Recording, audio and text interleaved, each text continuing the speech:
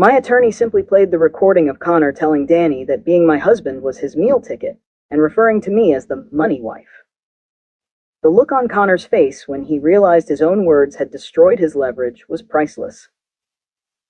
Beyond the legal proceedings, these months have been a roller coaster. The first few weeks after the confrontation were the hardest. I cycled through rage, grief, humiliation, and crushing self-doubt. How could I have been so blind? How could I have missed all the signs? My therapist, yes, I got an excellent therapist, best decision ever, helped me understand that Connor's deception wasn't successful because I was stupid or naive. It was successful because he was calculating and skilled at manipulation. She helped me see that trusting someone isn't a weakness. Breaking that trust is the failure, not giving it. I moved out of our house even before it was sold. Too many memories tainted by the knowledge that Connor had been performing rather than loving me. I found a beautiful apartment downtown.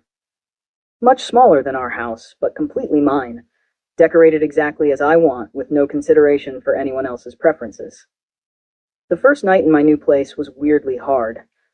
I'd been so focused on the logistics, setting up utilities, changing my address on Amazon, figuring out where all my random kitchen gadgets should go, that I hadn't prepared for the emotional impact.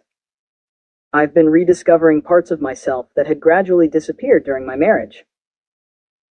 Remember how Connor always said my laugh was too loud in public? Last week, I snorted laughing at a TikTok while waiting in line at Starbucks and didn't even think to apologize. Baby steps, right? My relationship with my parents has actually deepened through all this. Dad apologized to me, which caught me completely off guard. He said he worried that growing up with wealth had made me a target and that he should have better prepared me for people who might see me as an opportunity rather than a person. It was the most vulnerable conversation we've ever had. Mom has gone full mama bear mode, checking in on me daily and sending me articles with titles like 10 Signs That Man Is Just After Your Money and How to Spot a Gold Digger. It's a bit much, but I appreciate the sentiment. She's also set me up on 3 blind dates already, all with men she's personally vetted for financial independence. I've declined them all. I'm nowhere near ready to date again, but her heart's in the right place. My friends have been incredible, especially Loretta and Scarlett, who have shown up for me in ways I can never repay. Tina, unfortunately, sided with Connor initially. They had been friends before Connor and I met, and she believed his version of events. The strangest part has been running into mutual friends who don't know the whole story. Last week, I bumped into Connor's friend Danny. Yes, that Danny, the one he was talking to on the phone at Target. He did this weird half-wave, then pretended to be really interested in paper towels. I just smiled and kept walking. Later, I saw him watching me from the parking lot as I loaded my car. It was clear Connor had told him some version of events that painted me as the villain. Whatever. I don't have the energy to care what Connor's bros think anymore. Last month, Connor actually showed up at my apartment unannounced. He said he wanted to talk and explain himself. I told him he'd had 3 years to be honest with me, and I wasn't interested in whatever story he'd crafted. He tried to hand me a letter, which I refused to take, but he left it in my mailbox anyway. For a moment, I considered burning it unopened, but curiosity won out. It was a strange mix of apology and justification. He claimed he truly had grown to love me despite his initial motivations, that he regretted his words to Danny, that he missed us and the life we had built. I read it once, then shredded it without responding. His words have no power over me anymore. According to Loretta's cousin, who works at that fancy steakhouse downtown, Connor is now dating the daughter of one of my dad's business associates. She's been warned, of course, but has decided Connor is misunderstood and that I clearly did something to provoke his behavior.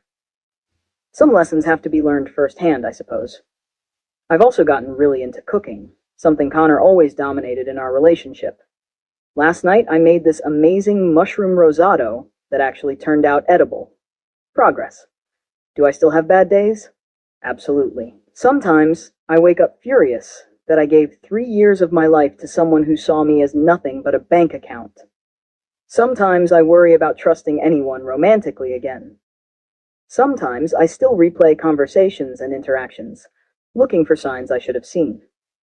The divorce was finalized last month, 47 days faster than average for our county. The house sold quickly, and I used my portion to pay off some student loans I'd been carrying forever, then invested the rest. Connor tried to claim emotional distress and damage to his professional reputation in our final hearing, but those claims were dismissed almost immediately. Last week, my mom sent me a Facebook screenshot of Connor at some charity gala with his new girlfriend. My first reaction wasn't jealousy or anger. It was relief. Relief that he's someone else's problem now.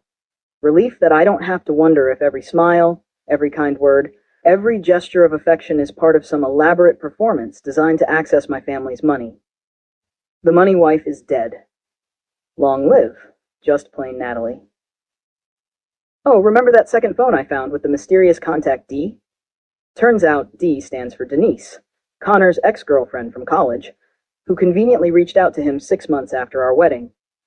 Apparently, they'd been in contact the entire time we were married, with Connor sending her money regularly and promising they'd be together once the plan was complete.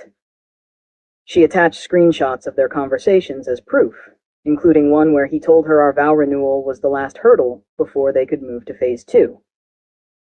I wasn't even angry when I read her message. I just felt sorry for her. She actually believes she's special, that he wouldn't do to her what he did to me. I sent her back one message. Good luck. You'll need it. Edit. Many have asked if I'm still in contact with Connor's family. His parents actually reached out to apologize after everything came to light. They had no idea what he'd done and were horrified. We exchange holiday cards, but nothing more. Some connections aren't worth maintaining.